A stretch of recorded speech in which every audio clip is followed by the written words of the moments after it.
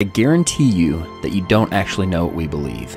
And if you let yourself watch to the end with an open mind, you'll find out that it's actually you that's been hanging on a belief system, on a religion as it relates to the globe. You'll also develop a newfound respect for this group of people that support this channel and who are so willing to be called stupid, so willing to be looked at as idiots for simply questioning the narrative of what they're being told. Because the reality is, no one becomes a flat earther by seeing the floating pancake. Yeah, we think that's ridiculous too. We become flat earthers by studying and finding major errors in the heliocentric model and actively pursuing truth, which I guarantee you is harder than passively absorbing a lie. We probably actually know more about what you believe than you do. Remember, we used to be you. So trust me when I say that any objection that is currently or is about to arise in your mind, we've already dealt with ourselves. And if this thing was truly easily debunkable, none of us would still be flat earthers. Have you not wondered why someone would believe in something so stupid as flat earth? Why people don't mind being called idiots? Maybe it's because it's not that stupid. Maybe someone wants you to think it's stupid. Maybe someone is working really hard behind the scenes to make you think that we believe in a square pancake flying through the solar system that you could just step off of and in the nothingness of space. But again, I assure you, we think that's ridiculous too. Nor do we have anything to do with the Flat Earth Society. I've attended and spoken at conferences all over the US and Canada and met thousands of flat earthers, and not once, never have I met someone associated with the Flat Earth Society. That is an organization of half-truths and idiotic science. Okay? We are simply people in search of truth who hold empirical, measurable, repeatable science as well as ancient accounts on a higher level than mere theoretical mathematics.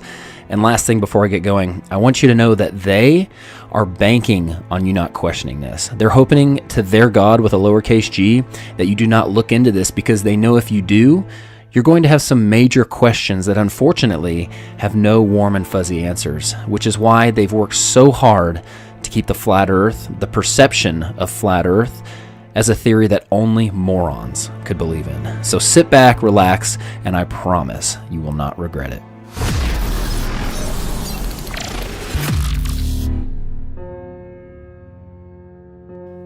As I mentioned earlier, it wasn't the words flat earth or the fact that the flat earth theory has all the answers, because it doesn't. And it certainly wasn't the social consequences that drew us in. But for most of us, it was the questioning of the globe model, which ultimately brought us to flat earth. So here's some questions that reveal some things that I didn't even realize I believed in by believing in the globe. Why is it that even though the Earth spins at 1,000 miles an hour at the equator, goes around the sun at 66,000 miles per hour, which travels through the universe at 500,000 miles per hour, which is expanding at over 1,000,000 miles per hour, are we able to take a picture of the sky on the same day every year and never see changes in the stars, even for thousands of years? Why does Elon Musk say, you can tell it's real because it looks so fake? That's because it does look fake. Look how the Earth glitches out in the background, but the car doesn't. And see how the Earth supposedly looks from the International Space Station, which is 240 miles up. However, this was taken from only 170 miles. Do you see an issue here? It's just like the Red Bull space jump in the Mythbusters episode that used downward-facing fisheye lenses to create massive amounts of curvature. But the non-fisheye lenses from the capsule and the cockpit show flat horizons, which concur perfectly with weather balloon footage more than 20 miles up. Which, by the way, 20 miles high is roughly the size of the bulge that should be in the state of Kansas due to it being 413 miles wide. Here's what 20 miles up looks like. That would be a large bulge for something that is supposed to be flatter than a pancake. And by the way, Kansas is only the 9th flattest state in the US. How many pieces of flat land does it take to make a ball? Why, when we look at the stars in December, do we see the same stars that we see in June? We should be looking in two totally different directions. If ships sail over the curve of the Earth, why are we able to bring them back into view with high-powered lenses as if they merely sailed past the horizon of the eye's angular resolution? Why are we able to see things over long distances, which according to the formula for a ball with a circumference of 24,900 miles, should be thousands of feet below the curvature horizon? And now, with infrared technology, we are seeing things that should be miles below the horizon if we truly lived on a ball. If Eratosthenes proved the Earth was a ball thousands of years ago with an experiment using shadows, why do experts say that his results should actually be the same on a flat Earth with a smaller local sun? If the sun barely looks bigger than the other stars from Saturn, why is it able to completely light it up so that we can see it from Earth? And if something merely the size of the other stars can do that, why is the backside of Saturn not lit up by the billions of stars on the other side? And why are there dark sides to any objects in the solar system? If moonlight reflects the warm light of the sun, why is moonlight measurably cold? Why is it warmer in the shadows at night when it's the exact opposite of what we experience in the sunlight during the day?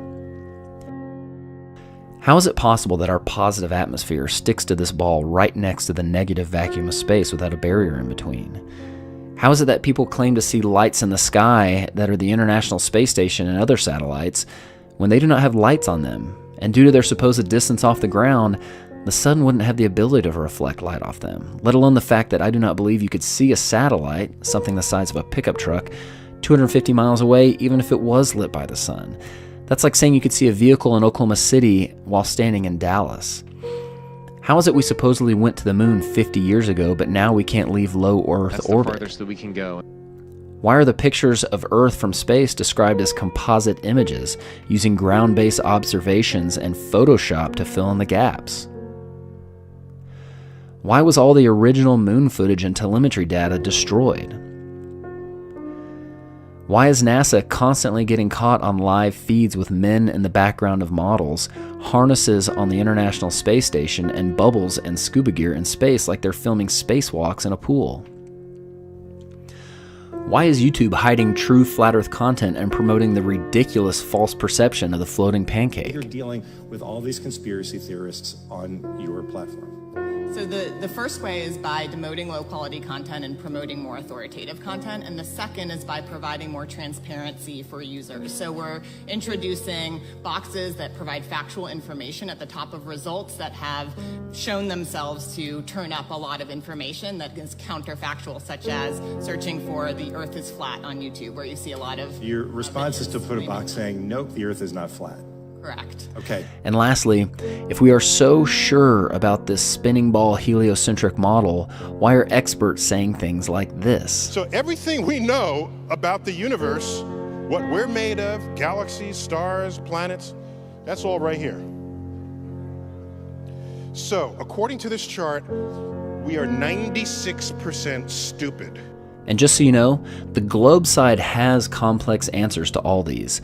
But it's time you start evaluating evidence for yourself instead of simply accepting someone else's opinion of it. We all have the same evidence. It's your worldview and your perception of the source that determines your interpretation of that evidence.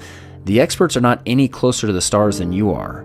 You have the ability to trust your senses and come up with conclusions for yourself. So what do flat earthers believe? Well, I'll caveat with we do not have it all figured out, nor do we claim to. However, we can prove that there are major issues with the globe model, and that is why we are searching for other solutions and other models which can support the phenomena and science we repeatedly observe. Well, this is the best representation I have so far. We believe the center of our motionless world is the North Pole, and an explorer or traveler can still circumnavigate this world from east to west or west to east by performing clockwise or counterclockwise circles around the North Pole. Antarctica is not a continent at the bottom of the globe, but rather a continental ice shelf and mountain range that acts as a shoreline that holds the waters in and potentially supports the dome above, so no falling off the edge. The sun, moon, and stars are simply lights in the sky. They are smaller, closer, located inside the Earth's system. They are not objects floating through space that are similar to the Earth. They are part of the Earth, so no comparing us to them. There are many things that people think disprove this model, thus concluding they live on a ball, and there's no way I can address all of them, but here's some of the most common objections. People say that other planets are round, but as I mentioned earlier, we believe that planets are just lights in the sky, not places you can go. Simply wandering stars that are part of our system, not outside it. Space, as you think of it, is a lie. People say there are no pictures of the edge. Well, that's because of the Treaty of Antarctica that does not allow for private exploration beyond the 60th parallel, upheld by the United Nations, whose flag also happens to be the map of the flat Earth. People say sunsets disprove the flat Earth because we believe the sun stays at a constant height in the sky as it circles above our head, which is true. However, you'll notice on clear days with minimal humidity, the missing water in the atmosphere allows you to see the sun shrink into the distance as it moves away.